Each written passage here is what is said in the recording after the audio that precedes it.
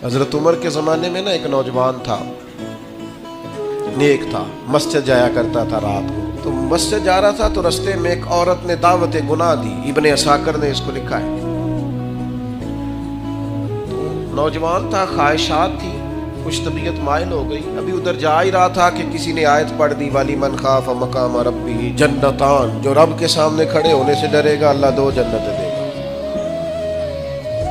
واقعی ڈر گیا، واقعی ڈر گیا. اتنا ڈرا کہ بے ہوش ہو کے گر پڑا. بیماری سے لوگ بے ہوش ہوتے ہیں، پیسے ڈوب گئے بے ہوش ہوتے ہیں، بچے کے غم میں بے ہوش ہوتے ہیں. سچ بتاؤ کبھی خوف خدا سے بھی بے ہوش ہوتا کوئی دیکھا ہے؟ ہمارے ہاں تو روز مرہ ہی نہیں ہے بھائی. اور بڑی باتیں ہیں بے ہوش ہونے کی، ڈرنے کی، غش کھانے کی. بے ہوش ہو کے گر پڑا. بوڑھے باپ کو کسی نے بتایا بچہ بے ہوش پڑا ہے، اٹھا کے گھر لائے. گھر لا کے کہا بیٹا کیا ہوا؟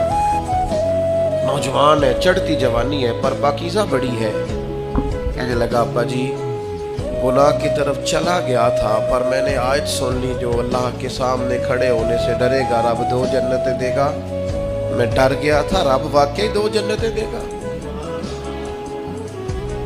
باپ رو پڑے، ابا جی کی آنکھوں میں آنسو آئے. کہا پتر اللہ بڑا مہربان ہے، اس کے بعد یہ سچے ہیں، واقعی 2 جنتیں دے گا. اس نے پھر ایک چیخ ماری اور اس طرح کی ماری کہ اس کی روح ہی پرواز کر گئی. روح ہی پرواز کر گئی. کشتگان خنجر تسلیم را، عشق کی خنجر سے قتل ہو گئے لوگ.